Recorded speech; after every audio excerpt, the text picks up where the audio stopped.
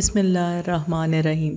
اللہم کن لی ولیک الحجۃ ابن الحسن صلواتک علیہ وعلی آبائہ فی ہذہ الساعۃ وفی کل ساعۃ ولیم وحافظم وقائدم وناصرم ودلیلم وعینا حتی تسکنہ ارضک طوعا وتمتعہ فیہا طویلا برحمتک یا ارحم الراحمین۔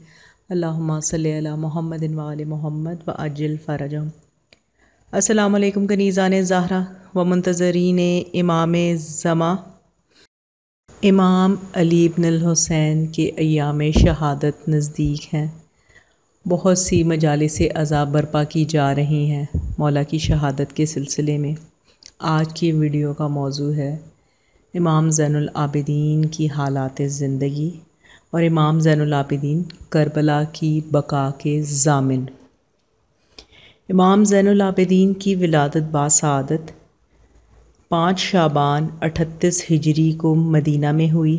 بعض روایات میں تاریخ ولادت باسعادت 15 جمادی الاول 38 ہجری ہے۔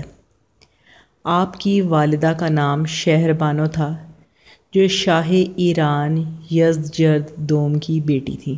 جب امام زین العابدین نے امور امامت سنبھالے تو اہل بیت پر کڑا وقت تھا۔ 10 محرم الحرام وقت عصر جب امام حسین خیمہ سجاد میں داخل ہوئے اور فجر سے عصر تک اصحاب اولاد کے لاشیں اٹھا اٹھا کر زخموں سے چور چور ہیں، جس میں اتھر پر جا بجا اصحاب کا خون لگا ہے، کہیں 32 سالہ بھائی جو دریا کنارے داغ مفارقت دے گیا، سینے میں برچھی کا دکھ ہے، اور آخری شہادت علی اصغر کی۔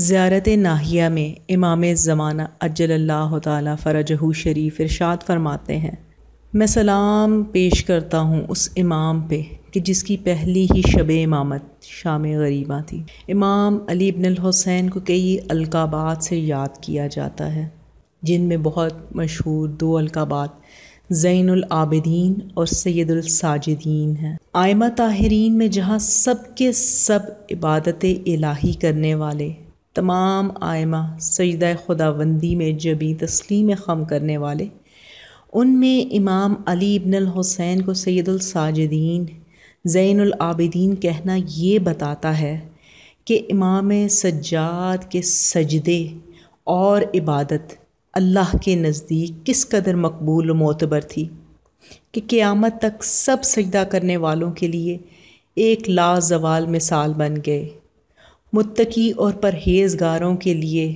عبادت گزاروں کے لیے زینت بن گئے۔ صحیفہ سجادیہ امام علی بن الحسین کی دعاؤں کا مجموعہ ہے۔ فرماتے ہیں کہ دعا مومن کا ہتھیار ہے۔